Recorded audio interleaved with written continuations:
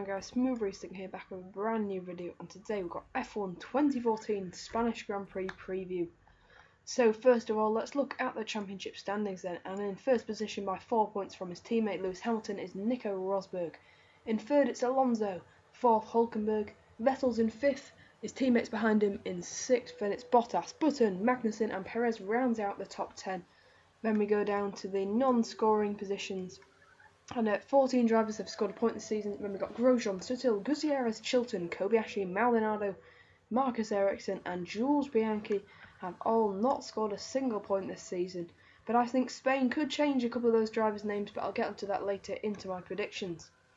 So then, who is going to be fighting then for the race win? Well, of course, it seems pretty obvious now that Mercedes have the upper hand and a massive advantage over everybody.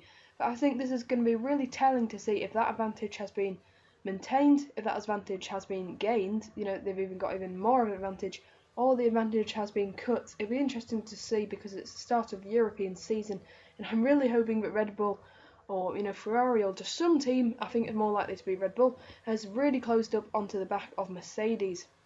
But I think they've seem to have the best car, and Rosberg and Hamilton, that's going to be an amazing narrative for the season, I think. Just 4 points between them so far. Hamilton's won the last 3 Grand Prix. Rosberg's only won 1 Grand Prix, but is Mr. Consistent, or rather Mr. Lucky probably, as they're seen as in Australia. Hamilton did something that wasn't his fault. And I think qualifying is going to be an interesting battle because Rosberg took pole position in 2013. Lewis Hamilton took pole position in 2012 before it was disallowed and he was disqualified.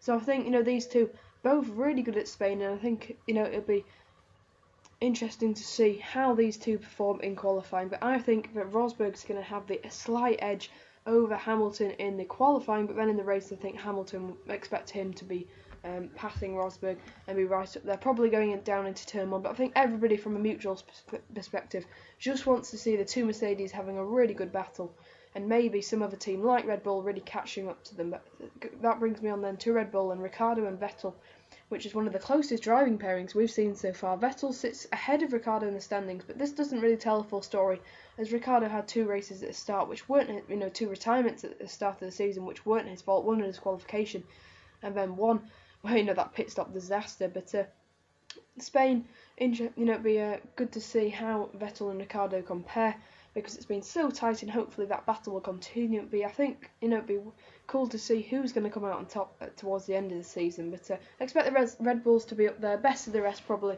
fighting for the podium positions indeed.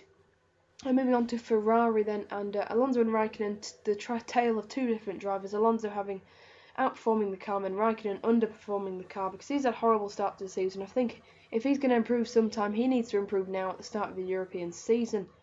Moving on to Williams, and that's Felipe Massa and Valtteri Bottas, and 2 drivers who have been so closely matched, and team orders, and I think they'll probably be nose to tail in Spain. I think one of them's I think Bottas's luck is gonna run out. I think sort of in terms of mechanical terms, or being crashed off. I think Bottas has been in too many incidents already this year, and I think he'll probably retire in Spain.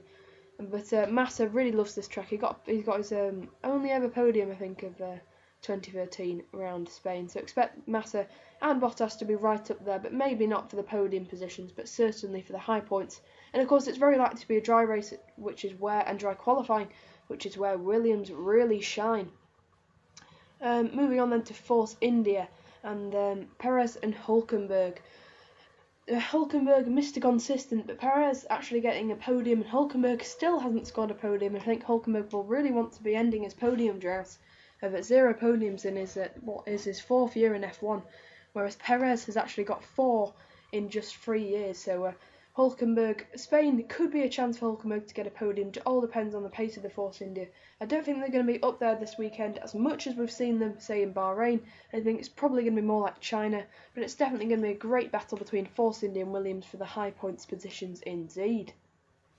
Moving on to Lotus F1 then, yet to score a point thanks to multiple retirements. Grosjean was on to score points in China before retirement, brought an abrupt end to an amazing performance, quite frankly.